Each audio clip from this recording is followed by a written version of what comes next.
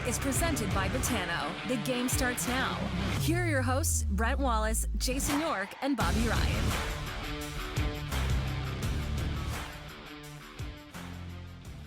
Hey, everybody. Welcome to the show. I'm Brent Wallace. That's Jason York. And as I mentioned earlier this week, Yorkie, Bobby Ryan, as we like to say, on assignment this week. Yes. So anyway, we will be hearing from him Monday as he will tell us exactly what he's been up to. But he did hint at it saying he'll be an Owen Sound with Hockey Night in Canada. So hope he has a great weekend. But we've got stuff lined up in this show, as always, Bobby, which is Yorkie, which is brought to you by, as always, Botano.ca. And I always like to have you on as the smartest man in hockey. It seems like the perfect time to bring that up. Is the trademark for you. But anyway, go to Botano.ca, download the app, and check out all the stuff as they like to say, the game starts now. Yorkie, the show starts now. So let's get to it before we get to Shaun Van Allen. And that is a couple of things happening. One, Josh Norris returned to the lineup on Wednesday night against Pittsburgh. Interesting, though. I don't know if I like the fact he's not taking draws. I like the fact he's in the lineup after 38 games. I'm concerned because we saw this with Shane Pinto as he tried to get back, ironically or coincidentally enough, against Pittsburgh. Should they have sat Josh Norris a few more games, maybe? Well, so for sure I'll tell you what, from a former player's perspective, he has probably been bugging the training staff to get back in sooner. That's how this kid's wired. We had him on the show here. He's a gamer. He's a competitor. And that's what usually happens. You've been out so long and say, okay, you're coming back in. We're clearing you. You're healthy, but you're not taking draws yet. And it's the muscle memory too. That's how he heard it. So probably not a bad decision to do that, and then slowly get back into doing that. And it doesn't hurt too. The other thing with taking draws, it's a lot of it's timing. So when you haven't done it for a while, you're better off having Claude Giroux in there take draws, who's one of the best guys in the NHL. So I didn't mind that at all, Wally. That's how he injured it. Take your time. But I'll guarantee you, he probably tried to get back in sooner than he did. So that's just how this kid's wired. It's how most professional athletes are wired. And you get the sense like he wants to be in the middle of the thick of things with his buddies, right? Like he's like, I want to help us turn this thing around. It is so miserable when you are hurt. You don't even feel like you're part of the team because the team goes on the road. You stay back at home. You're back there working out by yourself, and you get a little bit depressed. Yep. And I know, and Josh is a single guy too, so he's at home by himself. It's lonely, and he said that in the show. Yeah, no, because I've been in that position and it sucks. And I had a family around me and my kids, but still, you want to get back, you want to be part of it. And then to make matters worse, you see the team losing, you're not playing, you're one of the team's best players, so you're chomping at the bit to get back in. So I'm surprised he's back this quick. So full marks to Josh. He must have just been kicking ass in his rehab. No, it's behind the scenes. When you're hurt, it sucks, and it is completely and absolutely miserable. So the Sens obviously much better with him in the lineup. That moves Shane Pinto back down to the third line spot. There was some talk that Mathieu Joseph was going to be back in the lineup too as Shane Pinto's winger, and then he became a healthy scratch going into that Wednesday game against Pittsburgh. That's interesting, Yorkie, because he had missed, I think, 18 games. We thought he might play in Colorado. They pushed it back to St. Louis on Monday, and then he didn't play in St. Louis. Okay. So if you're hurt and then you're cleared and you don't play and your brother's in town for the first time ever and you have 50 family members coming to watch, something's wrong. So you tell me as a player, what's going on here? So let me start off by putting the disclaimer out here, Wally. This is totally me. I have no inside information. It's total speculation, but I'm going to take the temperature of the Ottawa Senators right now. And everybody knows this team is really struggling. That game against St. Louis was a huge game. They took a lot of heat for that 7-0 loss in Colorado. So they wanted to come off the road trip and say, oh, you know what? We lost 7-0, but we still took 2 out of 3 games on that road trip. And they very easily could have won that game. It could have went either way. So reading between the lines here, and do we know what was the injury with him, by the way? They've never said. So what I was led to believe by reading things, listening to things, that he was cleared to play, right? Is that safe to say, Yes. Wally? He was Yeah. clear. He was cleared to play in that game. So this week, and we talked about Josh Norris, he's been chomping at the bit to get back in the lineup. So you have Josh Norris that's probably bugging the training staff, bugging the coaches. I want to play. Get me back in the lineup. Finally back in the lineup. And then you have the situation with, and again, this is just me speculating. I'm just saying, and I don't know if this happened or not. I'm saying the Joseph situation is maybe a little different, where the training staff says to GJ Smith and the coaches, Joseph's ready to play. He's ready to come back in the lineup. So reading and hearing things, I heard he was practicing with the line he was supposed to play. Yes. And then speculating that the player then just said, I'm not ready to play. So I don't know what the injury is, but I'm just taking an educated guess here and saying, well, that might have rubbed some people the wrong way. Maybe the leadership group, the guys that are out there battling, the guys that are playing, and then you lose that game. DJ Smith and everybody is saying, well, you know what? Norris is coming back in the lineup Wednesday. Why don't you take another night off to Mathieu Joseph if you weren't ready to play that, if you weren't ready to play that game? And I'm not saying that's fair or that's not fair, because listen, I'm retired now and I played a lot of games that I shouldn't have played because I was that guy that said, I'm going to play when I'm hurt. And you're a hero when you do it. Everybody loves you. Everybody praises you, but it's not good for your general health when you're retired. So I don't know if it's a knee or a back or how serious it was. I am just speculating of what I think happened. And who knows? At the end of the day, it'll eventually come out in the wash, but it's being part of that, any team that is losing right now. It is so tough. It is so miserable. Everyone, and especially in the Canadian market. So for me, I'm just taking a hunch, and I think that's maybe what happened. And then now with the family and friends, man, that is a tough message. That is a tough message to send. But I would have to think if that is in fact what happened, players were probably, I'm not saying they went to the coaches and said that, but I would say everybody knew that was going to happen and a message was sent. Interesting. I will say officially he's listed still as injured going into the Pittsburgh game.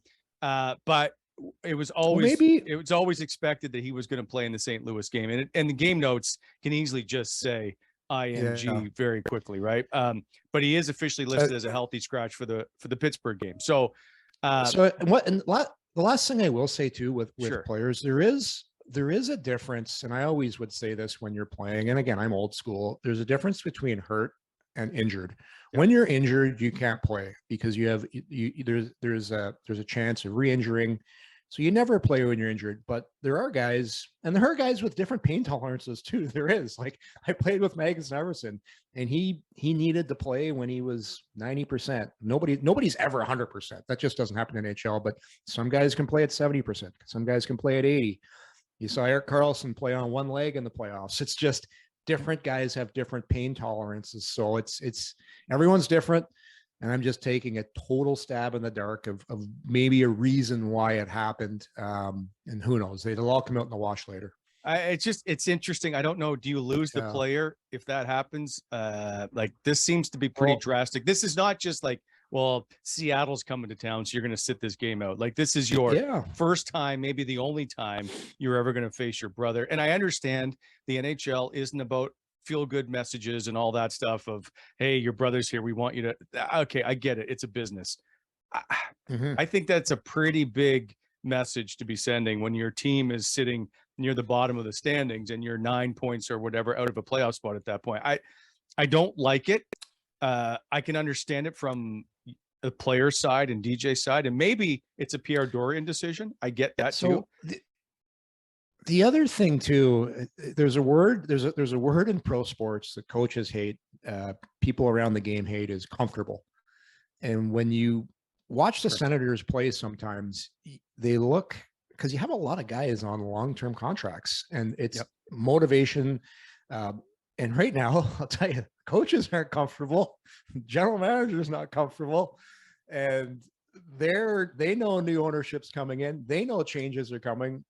On the other side of things, you got a lot of players on a lot of long-term contracts. Mathieu Joseph is another one of those guys who I believe signed a new contract, right? He's got a nice contract. He's getting paid very well. So there's a lot of guys are in good positions financially. And again, I'm just speculating here, but there is a human element to this business. And when you watch the Senators at times, sometimes they look comfortable out there. And when you have a comfortable team, the coach needs to find a way to make guys uncomfortable. So that's part of it too. Fair enough. And we will move on. A couple of things to get to before Vanner gets here. I know he's waiting. One is always this show brought to you by Renfrew Pro Tape. Go to renfrewpro.com. By the way, follow them on Instagram. Every Friday is Free Tape Friday. They're at Renfrew Pro. Feel the game.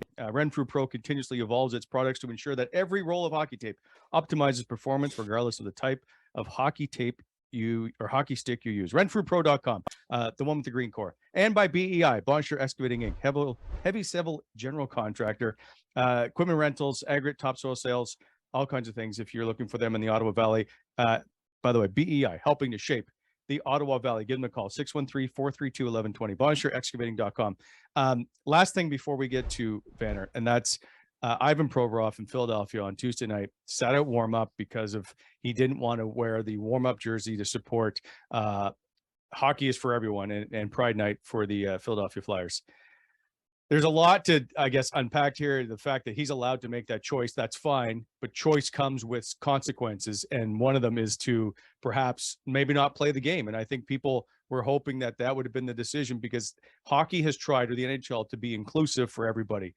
I don't like it, and I will say for my personal self that I disagree with his decision, and I think it sends the wrong message to obviously saying, hey, hockey isn't for everybody, because I don't feel like I'm going to be inclusive here.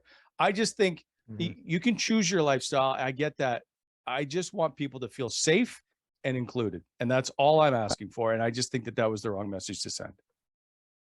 Yeah, well, I got a chance to.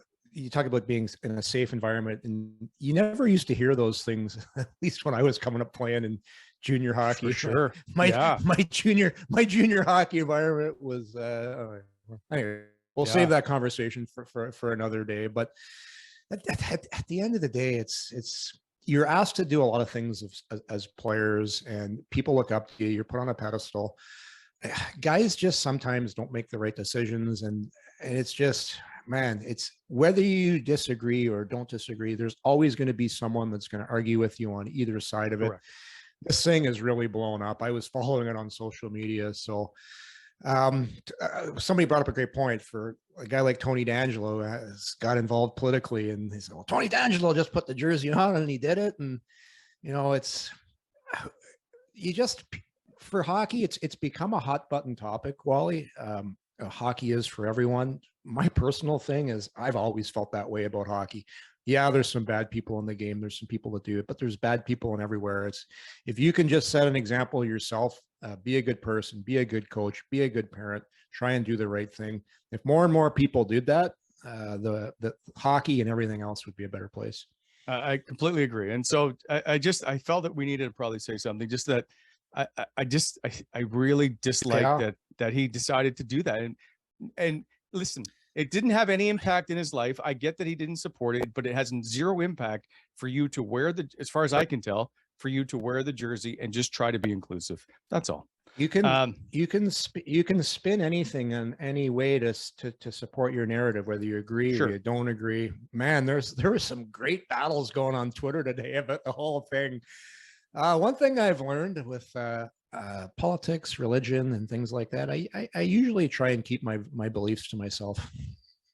It's usually safer that way, but at some point you have to speak up to try to protect the people that are, I guess, not as no question about that don't have that voice. So sometimes we've got to do that. All right, Vanner is standing by, so we will get to him. As always, this show brought to you by Botano.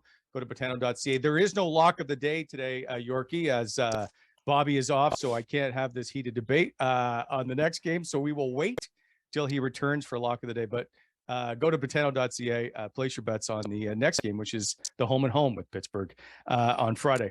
And also Montana's, which has daily deals. Go to Montanas.ca on Sunday, I should say. It's 15% off online takeout on all your orders. But if you're inside and you're dining, they have an all-new comfort menu items. And you can dine at Montana's and have a Molson and enter for your chance to win a trip for two to the NHL Awards in Nashville, the best place on earth to go watch a game. And so also a Molson branded NHL fridge. All that stuff at montanas.ca. Now, here is our good friend, Shaun Van Allen. Venner, the head coach, by the way, of the Carleton Men's Ravens hockey team. How are you, sir? Good to see you again. I'm great to see you guys. See, I don't know if I believe you, because you used to be when you finished playing, you would come and sit in the press box and we would sit next to each other. At one point, I updated your Wikipedia page because there was a few things that were wrong, but you used to eat or chew or take the bubble gum I brought. Like I'd have to stop at the store on the way to get you bubble gum. We had a good thing going back then. Bubblicious. It was. It's very good. I do miss those days. What are you doing? What are you doing updating his wiki? Like, what was wrong with it? Like, oh, it was just wrong. It was like it was really wrong for whatever reason. They want to put Donovan, Saskatchewan in there all the time. Yeah. Who writes those things anyhow? I don't know, but Bonky. It was probably Radic Bonk. And let's move on. By the way, did you ever foresee yourself being a coach at any level when you finished playing hockey? Yes, I did. Well, my last year with the Sens, Donnie Jackson and we'd go over the video on the PK. And so it was a little bit into that. And then with my skating ability, Brent, I figured I'd be into coaching at some point in time too. So I was always kind of thinking the game, seeing the game, because there was a lot of guys more gifted skating than I was. And so that's where my head was always at, trying to see different things. In 06, Donnie, 07, hold on. Sorry, Wally, to cut you off. Donnie Jackson, he actually rented my house for 2 years when I was away. The house was never in worse shape, too, by the way, when I got back. I need a word with Donnie if you got his number, Vanner. What a beautiful human being he is. I think he's over in Germany or something coaching. Is he? Yeah, he was a hell of a nice guy. Yeah. Nice guy. And it's crazy, too, Wally. Sorry. That guy was the most mild-mannered guy, but you watch some of his old school tapes. He was a lunatic on the ice. Yes. Like, that guy could go. You needed him to when you played Calgary. Back in those days, that was one unbelievable rivalry. Oh, yeah. Oh, yeah. Sorry, Wally. No, that's okay. I'll come back to the player development part in a second, but you brought up a point about Don Jackson. I've heard a story, and I don't know if it's him or Ron Lowe, because I sometimes get them confused.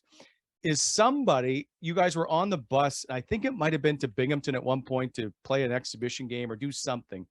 And I don't remember the year. So if you guys don't remember, forgive me. I should have brought this up before we started the interview. Is you guys stopped the bus and he climbed through a snowbank to get a VCR on the bus because it broke down. Does this anywhere ring a bell? I usually played in the lesser cities in the exhibition. I knew I played in every one. Todd White came down with a vicious groin injury one time. I think he was only at 99% healthy, and he couldn't go in this exhibition game. So who else did they call? But no, I do not recall that. Okay, I got to get to the bottom of that story. Whitey. I do miss Todd White. He's on the list to be joining our group at some point. All right. You were player development at the end of your career for 06, 07. You were in Ottawa.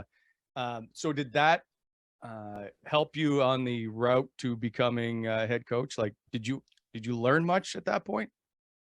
Well, I watched a lot of hockey games, traveled all over North America, watching, Russian players, Swedes, everything, anyone that the Sens had drafted in the last number of years. I'm not sure if it did or not, to tell you the truth. I met some great people. Anders Hedberg was off the chart. John Muckler was really good to me. We went to the Stanley Cup final that year. Yep. And then that was it. that was that 1 year. And then I think I was back up in the press box with you having Bubblicious next year. And how the mighty have fallen. Yes, exactly. It was, Stanley Cup final, and that's it. So, but no, it's Marty Johnson called me from Carleton and asked if I'd want to help him. I'd met him one time at a skate, and it's kind of a, I don't know if you want me to, it's a sad story. So the first time I meet him, I go down to meet him and the other coach. My brother had passed away that night, and my phone was going off like crazy. And he was like, he died at like 1 in the morning. I found out. Anyway, I'm meeting him at 8 o'clock in the morning. And I go down and meet him. My phone's blown up, and he's like, "What's going on? Like, I never seen anyone so busy in your life." And then finally, I took him aside like a couple hours later and said, "Hey, just to let you know, my brother died last night." And he goes, "Oh my God, what are you doing here?" And I'm like, "Well, this was set up." You know what I mean? So anyway, that was my first year into coaching. The second year at Carleton, my house caught on fire and burnt down. So I was like, if it was going to happen, something happened again, I was done. It would have been a short coaching thing. It would probably been like the development thing. But anyway, it's been good. A lot of great kids and a lot of great people. Yeah. Sorry, Wally. With the coaching, Vanner, and I did a little coaching for the last couple of years as well. You know what I find, and I don't know if you're the same. Is there guys you draw back on? You say you take a little bit from each guy. Like, who are some of the guys when you're coaching that you try and use some of their stuff and it kind of sticks with you? The guy who for me was Perry Pern. I just thought he used to run great practices. But is there certain guys that you played for that you try and steal a little bit of their stuff and use some of their stuff? Well, I think everyone copies everybody. You know what I mean? Perry gave me some great advice, and he was talking about practice. And he says, if you're going to be jazzed up about the drills, the players will too. You know what I mean? And not every drill can be fun and exciting. There's got to be some work being done there too. But that's one of the things I said. And like, when you're explaining a drill and you're really excited about it, the guys will be too, and they pick up on that. So that was good advice. And, Jock with the, how patient he was with the, the defensive side, you got to, not too many champions don't play really well defensively. And then Hitchcock and Dallas always had really good systems. Dressing room was a completely other story, but he had really good systems. And then little drills here and there, like we do the one drill. I don't know if you remember in Anaheim, the forwards from the blue line pass down to the D on the boards, and we do a 1-on-1, 2-on-1, 3-on-2. That's been the guy's favorite drill probably for the last 10 years or so. Nice. I forgot you played for Hitch. You must have some beauty Hitchcock stories. Well, wait. Not too many. Wait on the Hitchcock story.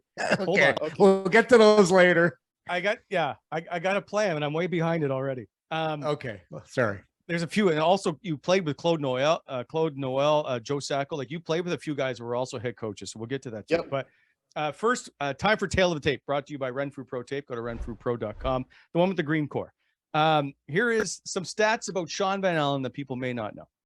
Five different teams you played for: Edmonton, Anaheim, Ottawa twice, which we'll get to, Dallas, and Montreal. That's a 13-year career, 794 regular season games. You are 13th all time in games played by an Ottawa Senator, 465 games over 6 seasons. 133. That's the number of points scored by as an Ottawa Senator, which, by the way, is the most by anybody to wear number 22. And you were an AHL scoring champion in 1992 with 113 points. You also won a Calder Trophy there as well, as a member of the Cape Breton Oilers. That is Tale of the Tape. It's a lifetime ago, Vanner, to that scoring championship? For sure. Holy cow. No kidding. Was that a long time ago? My left winger was a big part of it.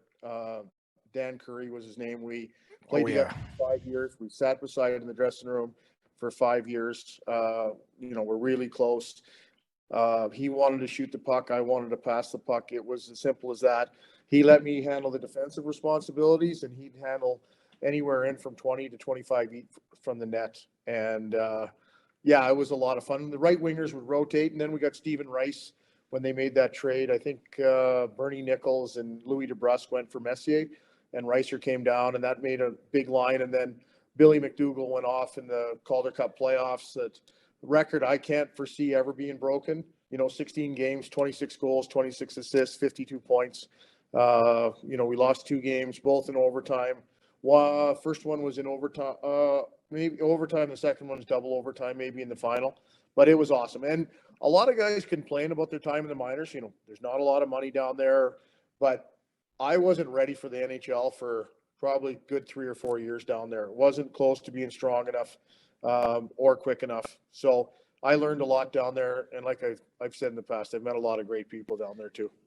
It's crazy, Vanner? Like you look at, and I remember I played against Vanner that year when he was lighting it up for Cape Breton, and that was my first year in Adirondack, and I had Barry Melrose. We ended up winning the year after with Barry, but he used to say to, he goes, "You bastards, you're bitch, and you complain every day about being here." And this, I'll never forget this. He goes, "You guys are going to look back in these days and it's going to be some of the best days of your hockey lives." And we're like, "Yeah, you're full of shit." And you know what? He was right, because you're down, like you said, you're down there and you make lifelong friends and you're just having a blast. And Evander, and times were different back then too, because there were no phones.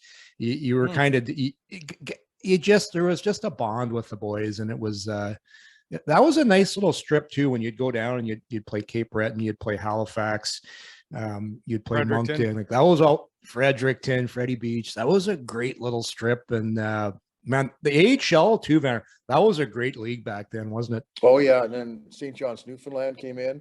Oh, the Rock. Yeah, and it was, it was, some real good hockey, really good teams. Halifax generally had a lot of good young guys. It was you learned a lot. There was no easy nights, and I know in that first year in Cape Breton, we really took a beating. We were really young, but you got to play. You learned how to be a pro. And that was a big thing coming out of junior hockey, learning how to be a pro. Yeah, no, for sure. I don't remember, and forgive me if, by the way, you played, I think it was 352 AHL games, 446 points, if that sounds familiar. Fredericton, did you play against Jerry Fleming and Brad Brown? Were they there then? Not Brad Brown, was it there? Okay. Those silky mitts were not, I think, still in junior hockey back then. Love Brownie. I think we were there in Jerry's first game, because he lined up beside Greg Hoggood, and he bent down and he was eye to eye with Hoggy. That's how, like, Greg Hoggood was like 5'7", 5'8", one unbelievable offensive defenseman. And was Jerry Fleming, if I correct me, a male nurse? Yes, and also a bouncer at the, not Sweetwaters, but the Hilltop, one of the Cosmo, I think. Yeah, and we played those guys in the playoffs that year. I actually talked to Jerry last year about one of my players. He's coaching in the East Coast League. But anyway, yeah, I remember, like, we saw this mountain of a man coming in, and we're like, holy cow. Looked like his skates were about 12 to 13s, and he was just one big human being. And in Fredericton, there's not really a lot of places to hide, it feels like, in that rink. So no. Gary was pretty It was like guys talking, it was like Slapshot guys talking about Oglethorpe. And you're going in, you're going to Jerry Fleming, don't mess with this guy. I don't even know why Jerry Fleming wore shoulder pads or a uniform, because it never stayed on by the end of the night. So big. Yeah. The AHL back then, that was a scary league to play in, because every team carried about 3 or 4 guys that were legit heavyweights. Yeah. I think we had 5 on our team. Like the one year, Vanner, we had Danny Viel, Jim Cummins. We brought this guy up from the East Coast League, Mike Butters. Mike Butters came up, and all this guy did was fight. And then we had Mark Potvin. Those guys, they competed to see who could get the most fights that year. They had a competition. It was nuts. And remember Kirk Tomlinson? Oh, yeah. Kirk? Yep. Like, this guy came to camp about 220 pounds. Might have been doing some things to help him get a little stronger, a little bigger in the summer, because as the season went on, we watched him shrink. But he was 5'10", ended up 180 at the end of the year, fought every single guy you could think of. It got so bad that the Rochester Americans had to bring in a guy just to fight him. It was so funny. But yeah, different times back then for sure, with the amount of tough guys each team had. Well, if you didn't have a couple guys, it wasn't fun. You know what I mean? Like, we'd got a couple of Czech guys. And, you typically, if you get up by a little more than 2, you got to be careful, right? And like Greg Smith was really tough in Halifax too. He could hit you, he could fight you, he could go cross check you. He could go a number of different ways. And they had a Jock Mayotte and a buddy that I played junior with named Kevin Kaminsky, who was Killer Kaminsky. He's nuts. He's nuts. A great guy to know when you're going to play them 14 to 16 times in a year. You know what I mean? So I don't know. So one of our Czech guys had cross-checked Killer and put him out. And we happened to be playing them in a back-to-back. And he went to the hospital, come back after the game. He's sitting there. So I go by him and sit beside Killer and say, how you doing? And I said, are you going to be okay? Yeah, I'm playing tomorrow. And this Czech guy comes and sits beside him. And he says, Kevin, I'm so sorry. I didn't mean to hurt you. And, no problem at all. No problem. So he walks away and he turns to me and he goes, I'm going to kill him tomorrow. And I'm like, I have no doubt in my mind. And of course, he went after him. You know what I mean? And he was his second or third game, he got called up on a midget. And Ken Baumgartner was the king in the East for us, and Craig Berube was the king in the West in the WHL. Yeah. And Killer comes up, Bomber gets knocked down, punches Bomber right in the face. Bomber chases him, taps him on the butt. Killer turns around and whammo. Bomber just hammers him. Here's this 15, 16-year-old kid, and I was like, man, he's got a lot of courage.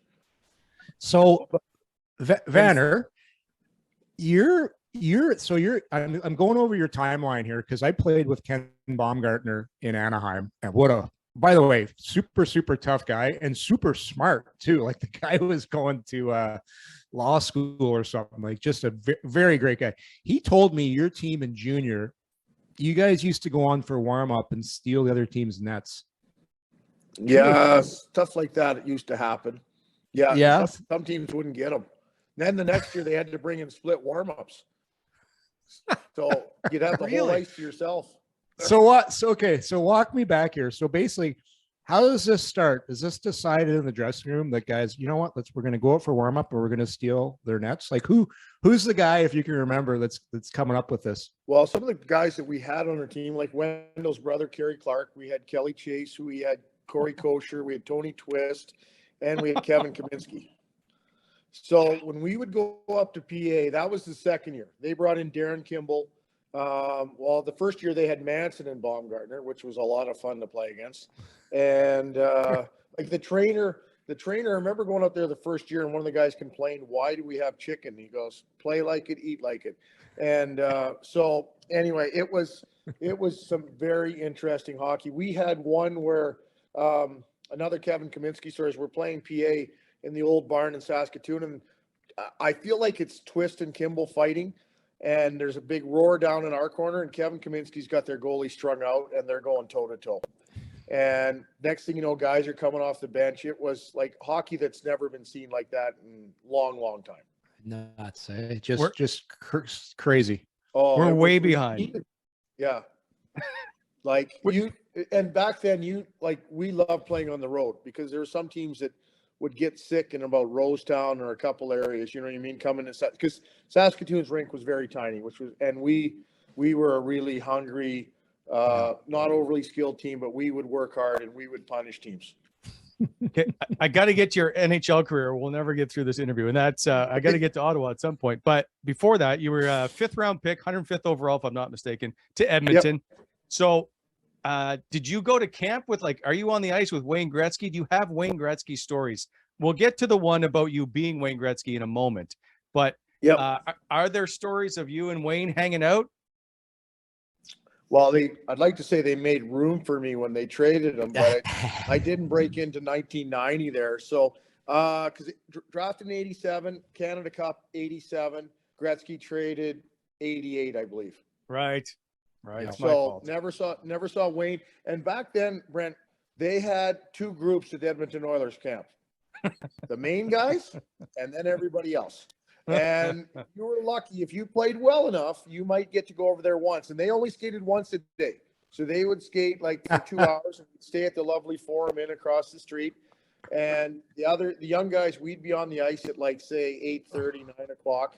And then we'd practice for an hour. And then the big guys would come on at 11 till 1. And then they were done. And then we would skate again after them.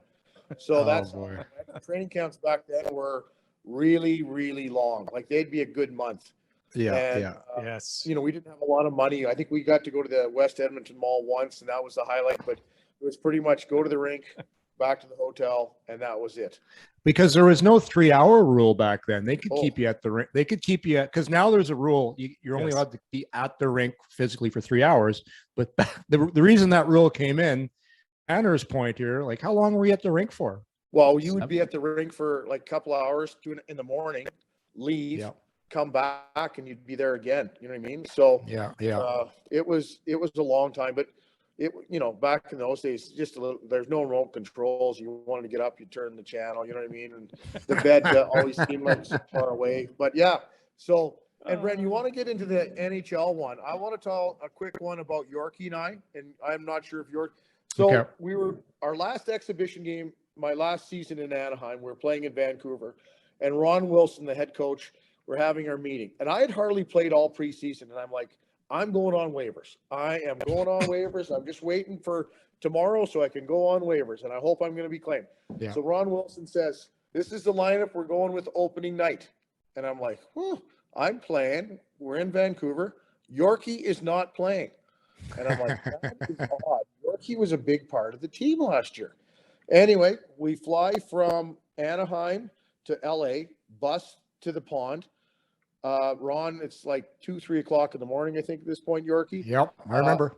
Calls me down to I didn't know he'd called Yorkie down. I just knew it was me. So I'm going down. I'm like, here it goes. The waivers. We go again. I get to go home and tell the wife, wake her up. We're on waivers. So anyway, he comes down. He says, traded you to Ottawa. But it was so dark. The only thing lights on were like the emergency lights in the hallway. Yep. And it was so dark. Next thing you know, I passed Yorkie in the hallway. And I'm like, oh boy.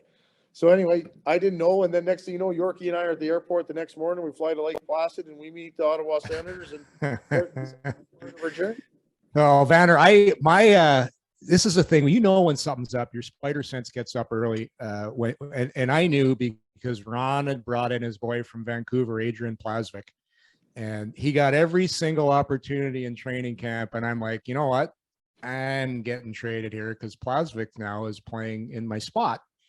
And so I wasn't surprised, but man, I was shocked and scared to death when I found out it was Ottawa, because you remember the year before, the Ottawa Senators were in an article in Sports Illustrated as the worst franchise in all of pro sports. So I'm going there, and I had a good year the year before in Anaheim, but I hadn't established myself really as an NHL player. And all of a sudden you're going to Ottawa. We're a team where who the hell knows what's going to happen. So Van, I don't know about you, but I was friggin' nervous when I went there. Not it was my hometown, but it was more the unknown of going to a team that was just so bad. And didn't know anybody. I knew you. You know what I mean? And that was it. It was weird. A few years later, I think we were playing in Atlanta, and Jack Farrar was the GM at the time for Anaheim. He was waiting outside the dressing room, and I was like, I walk on. Oh, hi, Jack. How are you doing? And he says, can I talk to you for a second? He just said, I just want to let you know. He said, I made a mistake trading you. And I was thinking, holy cow. Like, you know what I mean? Like, I don't know if that's supposed to make you feel any better or whatever, but not really. It was kind of like, I don't know if it was bugging him or what it was, you know what I mean? And, you kind of like, worked out great in Ottawa, but you'd like to see stuff through, and you go through the growing pains. Yeah. And then you'd like to reap the other side too. Yeah. No, and Wally, back then, Anaheim, what was it, year 3 of the expansion process? That was the golden jewel to play there. Evander, we got the Disney passes, guys were golfing. It was a little bit of a country club, but you could see there was a nice core of players there that were starting to build something there. And Jack Farrar, one thing about Jack Farrar, he was a nice man, wasn't he? Yeah. The families were always welcome. Their kids running around. It was a really good spot to play. Well, and they had to stop from his wife and the coach's wives from hanging out with the other wives because they were so close. Yeah. They would be so upset when they had to trade someone. Yeah. And they finally had to just say, no, we've got to separate management and players. Yeah. Because it was so close. It was a family, you Yeah. know. And No, it really like, was. the shorts and t-shirts never look out the door. Just shorts and t-shirts, and away you go every single day. Oh, it's awesome. Awesome. By the way, you guys were traded October 1st, 1996, the year before the Ottawa Senators had won 18 NHL games. It was a debacle of epic proportions. So are you sitting together on the plane as you're flying from Anaheim to, where did you land? New York?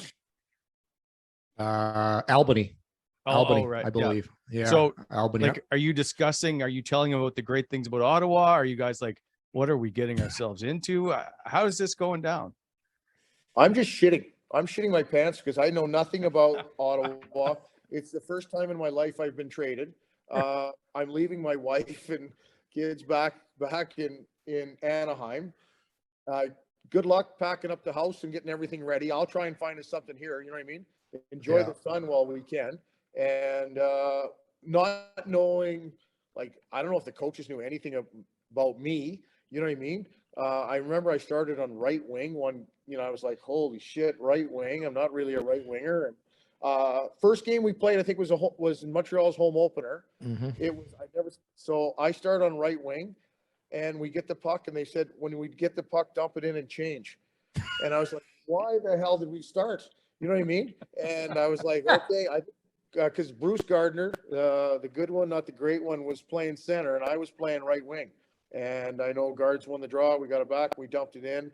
I think Reds and Dax scored that game. But yeah, I was like, wow. And then, like, it worked out really well for me. Like Jock, I loved him as a coach. He was a good coach for me, and he had a lot of patience. And yeah, it ended up working out really well. Yeah, all I can say is when I got traded, I had made the cardinal mistake. I bought a house. Me and Mike Solinger bought houses. That's probably the first mistake I made, buying a house with Mike Solinger, who has the record for, I think, most times being traded. So I got this house, and then the Ducks helped me get my green card. But I was scheduled to get my green card the week I got traded. I had paid the money, had the lawyers, getting the green card, traded. So green card's gone. Probably should have kept after that, but lost it. So there's a lot of stuff going on in the background. But I was like, same with you, Vanner. I was just when you get traded, it's the fear of the unknown. And you're looking at the roster, you're seeing who the defensemen are, seeing how many right D there are, seeing guys' stats, seeing where you think in your mind that you fit in, where you're going to play, and then you get there. And the nice thing is, anytime you get traded, we had a really good group in Ottawa, like a great bunch of guys. Dave Vanner and Randy Cunningworth. What a leader he was. Just a guy that had played in the league a lot and played the game the right way. So we had right away when I got there and got to meet some of the guys after a couple of weeks, you could tell we had a tight group. Not the most talented group, but that first year, Evander was so much fun, and getting into the playoffs, I think the last day of the season against Buffalo, so much fun.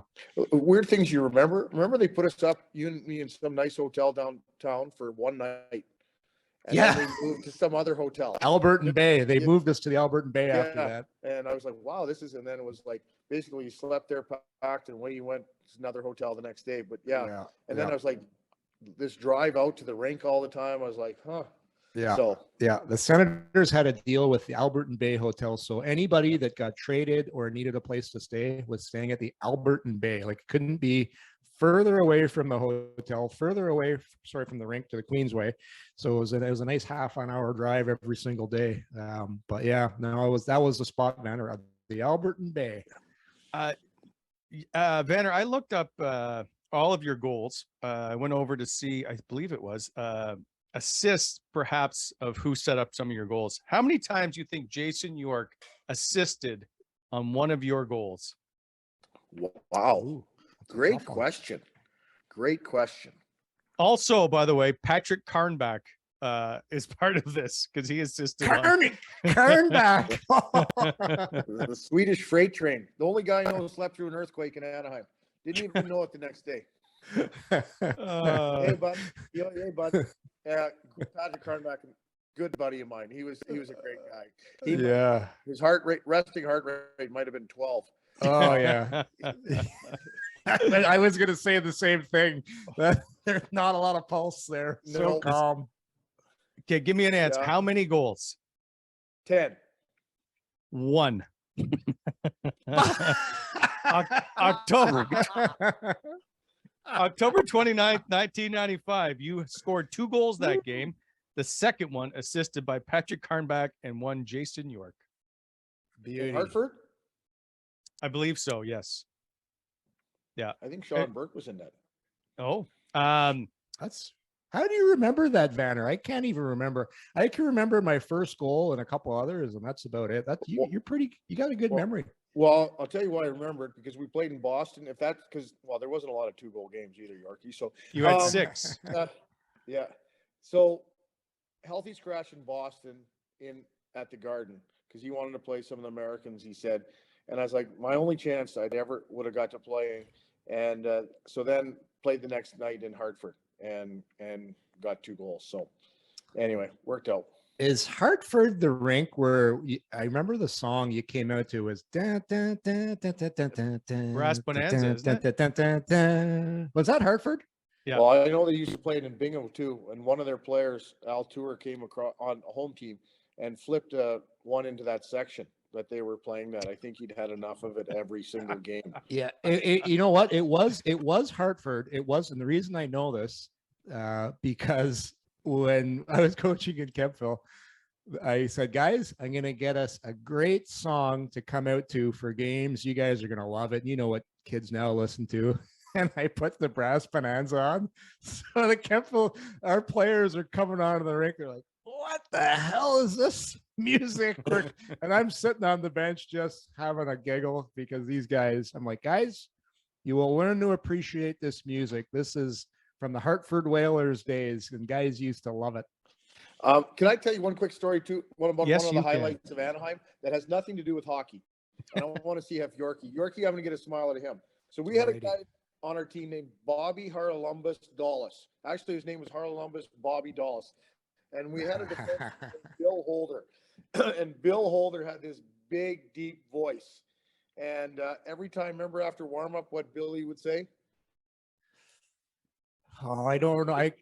We'd wait for Bobby to come in, and then Billy would start in his deep voice, like I said. He'd be all aboard Harley Lumbus. And so that was the thing. Oh, Bobby loved it. So I just remember Bobby Dallas had the big nose. He had the big schnoz, and guys used to call him Toucan. So Mike Sillinger used to dance around the dressing room and do the toucan dance. I don't know if you remember that. And like Sillinger, I thoroughly believe this. Mike Sillinger, very good player, great guy. He kept playing on different teams. Great face-off guy as well, right? Vanner Silly was great on the draws. The guy was such a good room guy. Like he could automatically come into a dressing room and then just fit in like glue and then find something about guys and just Dallas was his guy and he would just give it to him about the nose. And then Dallas would try and give it to other guys and Sillinger would be right in right away and cut him off. And the whole team would just erupt. He just had great timing. Like there's a guy we got to get on the pod, Mike Sillinger, man. Mike Sillinger, former Ottawa Senator. Yeah. What a great teammate, eh, Vanner? Yeah. Awesome guy. By the way, Bobby Dallas was a former Ottawa Senator for 1 game. Oh, 1 game, yeah. I think he got claimed off waivers. He was so angry about that. Calgary Flames. Yeah, so mad. Okay, I got some. I want to get to Ottawa stuff, and we're way behind. But in Milwaukee, 1987-88, you actually had a really good. Well, I don't know if you'll tell me, but it looked like you had a good group of guys. But a lot of smart, like Joe Sacco's on this team, Claude Noel's on this team, Bill McCreary is on this team. Is that the same Bill McCreary that later became the ref? No, that's the guy that hammered Gretzky in Edmonton when he was with Toronto. I don't know if he'd ever played another shift in his entire life in the NHL after he cold-cocked Wayne Gretzky there in Edmonton. I don't think he did. No. I didn't even know that, because back then it's not like it is now. You know what I mean? Oh, but we had a lot of older veterans. Holy cow. That was an interesting team. I got called back up to Halifax they'd lost 17, 18 in a row, something like that. And I guess they had champagne. The owner came in after they won to beat the streak. But it was an interesting team. Okay, so can you tell the Gretzky story before we move to the Ottawa stuff and all the stuff that happened while you played in Ottawa? Okay. You tell, how did Shaun Van Allen become Wayne Gretzky? Or people were hoping anyway. Yeah. So anyway, we're playing in Washington. It's an afternoon game. I'm chasing Kevin Hatcher behind the net. Lose my balance. I go backwards into the boards. And basically I'm as knocked out as you can be with like still being conscious. So anyway, the trainer comes out and I guess I keep saying, I don't know where I am and I don't know who I am, but I was confused because Dan Curry and Stephen Rice had been called up and I was playing with them and they got sent down. So I didn't know I was in the NHL. I didn't know anything. So they wheel me off on a stretcher and the trainer gets back to the bench and Ted Green says, who was a wonderful man, says, he says to the trainer, or the trainer says to Ted, he doesn't know who he is. And that's when Teddy says, tell him he's Wayne Gretzky, because we weren't very good. And Teddy coached Gretz for a number of years, and he was a hard-nosed defenseman. And that story has stuck around forever. I got updates. I don't know when it was. Brent, do you know exactly when? Because I was getting updates. I don't know if it was 6 weeks ago or like 8 weeks ago. People saying the anniversary of that. I got a pile of texts that day. I'll look it up. Yeah, I wasn't aware of that, but yeah, I've always loved that story only because it just you can just picture it, right? Like, coaches have great senses of humor behind the bench, and so I would. That's one of the best stories I've heard in a long time. But the fact is, you probably played the next shift, didn't you? No, they took me off. They put me in a hospital that night, and then flew me commercial home the next day by myself. You guys, by the way, flew commercial back then. Yeah, they went to Philadelphia, and I went to Edmonton, but I had no idea what happened. Right? I didn't know. I didn't know what happened. I just, somehow got to the hospital or whatever. I don't even remember any of that. And then when I got to Edmonton, they said, "Do you want to see the hit?" I was like, sure, I guess, because I don't have any idea what happened. And then I saw it, and I was like, yeah, Oh boy, wow. All right, we're going to Ottawa here now. Finally, I know Yorkie is gone at this point, I believe, but there's all kinds of stuff that's happening with the team, and part of it's mostly off ice with Rod Brydon and press conferences and bankruptcy. Like, I want to know what it's like for you guys, because it was weird for us. We every day it seemed that Rod Brydon had some different press conference about trying to sell tickets. Meanwhile, we're asking you guys, like, well, what do you think of? Like, nobody has any. Obviously, you guys don't have any answers. I want to know what the room is like, because I can't imagine you guys, maybe we're moving, maybe we're not going to be here. What's going on? You know what is crazy? I don't feel like too many guys got caught up in that. I think we were told that the NHL was going to cover us no matter what. And I think once everyone figured out that we were going to get paid, it was like not that big of a deal. Because you still, like, for some of us, we're still trying to hang on to that, right? Staying as an NHLer, and we're kind of more focused with that.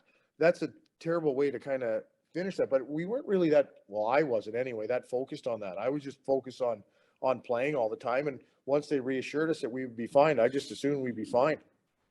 Yeah, I would say, especially in that era, guys, we didn't have the only way you could really find something out is if you read the press clippings. So really, the only guy that really knew what was going on was Todd White, because I think he took those clippings right away, Vanner, and he just took them for himself. So nobody else really knew what's going on. But it's true. Like, I can just speak for myself. You're so focused on your own career, what you're doing, your day to day, winning and losing, ups and downs. That's outside stuff. It doesn't really get to you. Even something like that, which people would find surprising. Vanner, 0203, before I forget this, you have the shot of obviously going to the Cup final. You lose Game 7 in the Eastern final.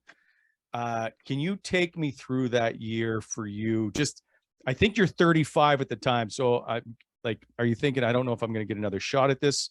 By the way, is it the following year that the lockout is? And I think it ends your career, if I'm not mistaken, or am I off a season?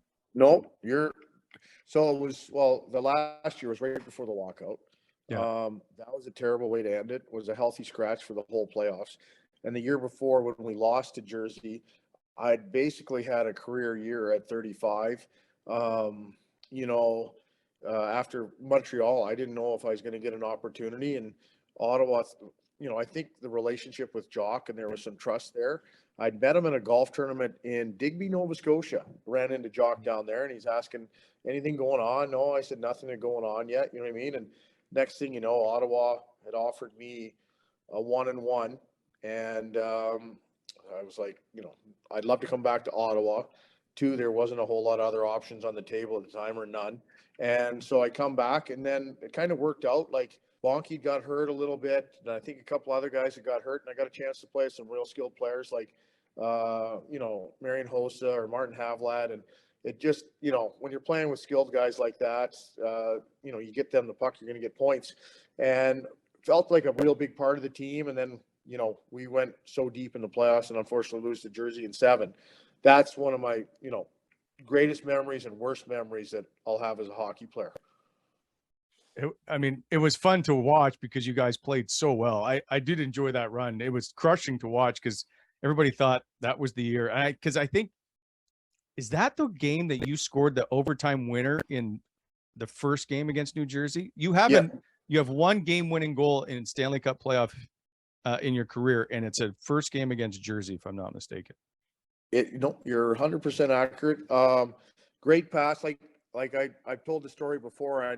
We're out there and it goes, I want to say Z to Philly, up to Shafe, over to me, over to Marty Havlat. And so Patty Lalime gives me his version of it. I get the puck in a pretty good spot to shoot from. And he always ripped me about my shot, how a little fluttered over the pad kind of thing, you know what I mean? And he's like, shoot it, he's telling me. And I passed it to Marty. He's like, oh, and then Marty, of course, just unbelievable. Marty Havlat, great hands. And he just gives it to me in the crease for a tap in. You know what I mean? And one of the most disappointing things I said, like, I just said to Marty after, what a great pass. You know what I mean? And we're like face to face. And then after the game, when you guys are asking questions, one of the first questions you guys asked, what did you say to Marty? I couldn't even remember what I said to Marty. And it was like, you can read my lips, you know what I mean? And, you know what I mean? I love playing with that guy. He was so good, so deceptive. Like he would bring so many guys to him. It was a treat to play with him and Peter Schaefer. Yeah. What a great guy too. I actually ran into him, Vanner, about 4 months ago. He still looks like he can play. Marty Havlat. He's in unbelievable shape. He's in Florida or something playing. Yeah, he's living in Boca Raton, playing tennis every day. Took up golf. You know what else he's doing right now? He's actually running he's back in hockey, the Czech World Championship team. So he's the GM for that team. Really? He's putting together the World Championship team for this spring. So he's excited. He's back in hockey, and he's got 2 daughters who play full-time tennis. So he's into tennis. He's a great tennis player. But yeah, I know he's back in the game again. Oh, awesome. Yeah.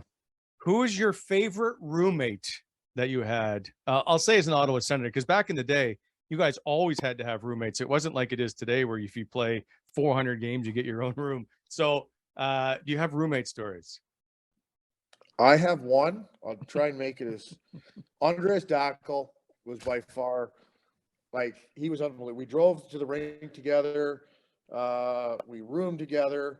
I'll never forget. Well, I didn't remember at the time, but he'd asked me to be his best man at his wedding.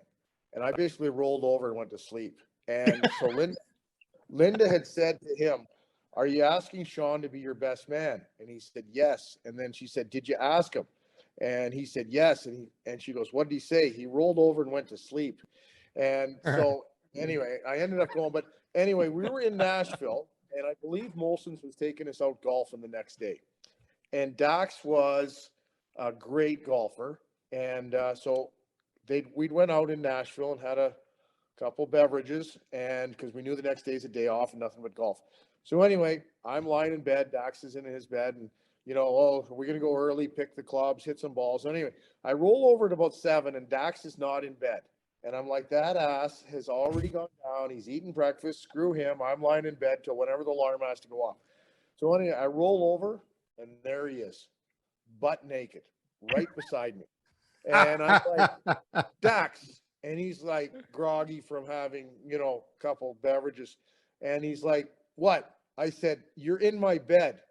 He goes, oh yeah. And I go, and you're naked. So get out of my bed. So anyway, off he went to his bed. He was just a beautiful human being. Unbelievable. Oh boy. He was very good. I really liked. Now, were What a you in beauty. Ottawa when he got hit by Eric Lindros? Yeah, I can still picture it. That was one of the I was ugliest moments. Wally, if you watch the replay, I'm on the ice. I'm one of the guys that lets Lindros, he skates right by me. And I'm like, uh-oh, this isn't going to be good. Like it was nasty to see the force ice level, and Dak's a pretty sturdy guy too. But the thing, part of the reason that was so catastrophic, Ottawa and Montreal, and Vanner, you weigh on this after. Our seamless glass we had back in the building, it was like running into a cement wall. Yeah. So the rinks now the guys play on, they have springboard systems, the boards move, and they've gone back to the partitions in the glass. So that's seamless. It's because glass, of that. That's why it was as bad as it was. Obviously the hit was hard and it was Lindros, but his head bounces and there's no give in the boards. Like, Vanner, do you remember getting hit into the boards and your head would hit the boards and you'd get a pressure cut? Oh yeah.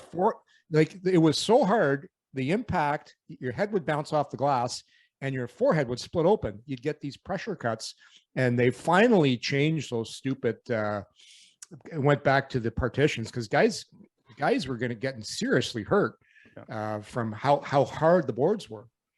Well, and two, I don't think anyone realized how strong Eric Lindros was. Like, he was in his own category. Like, just taking a draw against him and just recognizing the strength. I tried to make sure I knew where he was on the ice at all times because he could end your career without even trying to end your career. He was like, he could play it any way you wanted, Oh, man, he was a strong human being. It's crazy the thing you just said there. And I know you coach Carleton now, and I watch a lot of the players. This is more of a technical question for you. When I used to get on the ice, I would always account for who was on the ice, which guys were on the ice. And you just said you did the same thing. How many guys nowadays don't do that? It's like you're on the ice. It's like, guys, know who you're playing against. Know what guy can hurt you. What guy does what. It's a lost art in today's game, I find. I totally agree. It's, for me, that's a big deal. Like, you don't know if you're playing against a line that's going to check you or score against you. I always wanted to know, because, if you're playing against skilled guys, you wanted to not turn the puck over. You wanted to get it deep, make them work. And, you always had to be aware. Or in the same thing with a tough guy. Like, sometimes I play with Stu Grimson and Todd Ewan, and on a face-off, I knew as soon as they dropped the puck that our shift was over because one of those guys was going to the guy beside him. So you always wanted to be aware. You know what I mean? And that was just part of the game. Like a guy like Scott Stevens coming across the middle. I remember, say, Luke Richardson and Brian Marchman in Edmonton coming across the middle you were going to be in a lot of pain if you didn't have your head up. And even if you had your head up, they still may get you. Yep. Oh, absolutely. The Battle of Ontario, before we go, what was it like to play in those at the time? And I guess you played in just one playoff series, if I'm not mistaken, Battle of Ontario. Can you take us through those days? I'm going to take you just through a little personal highlight of mine. I remember we lost the first two games in Toronto, I believe. And then we come home for game 3 and 4. And Jock starts me, Andre Waugh, and Colin Forbes. Okay. And you want to know who's on the ice? I was more concerned with Andre than I was probably any Maple Leaf out there because Andre was wound up and Andre was hitting something out there. And so him and Forbesy, we just dumped the puck in. And I'd just be third guy high because there's no way I'm getting ahead of those two guys. And they just hit everything. And we win game 3. And who are they starting in game 4? Same thing again. And we're wound up again and away we go. And I believe we tied the series. Then we go to Toronto. He starts us again.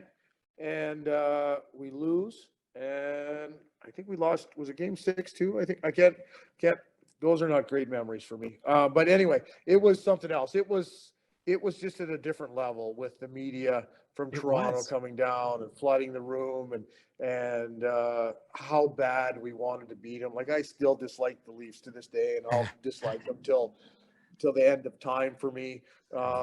It's really hard, especially the Leaf fans, and that I'm just, you know what I mean? Some sad memories with that, you know what I mean? Because in my mind, we were the better team, but we weren't the better team because we didn't beat them in a best of 7.